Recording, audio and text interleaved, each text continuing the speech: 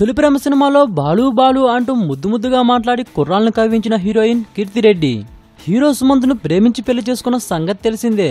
అయితే పట్టుమని 2 ఏళ్లు కూడా తిరగకుండానే వారిద్దరూ విడిపోయారు. అందుకు రకరకాల కారణాలు చెప్తూ ఉంటారు సినీ ఇండస్ట్రీ వారు. సుమంత్కి సంబంధించిన ప్రతి విషయంలోనూ వాళ్ళ అక్క సుప్రియ జోక్యం ఎక్కువగా ఉంటుందట.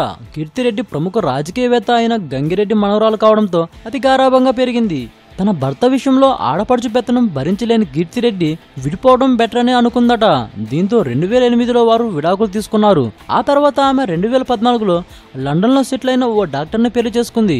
ఆమెకు 2 పిల్లలు కూడా ఉన్నారు. కాగా సుమంత్ మాత్రం ఇంకా ఒంటరిగానే ఉండిపోయాడు.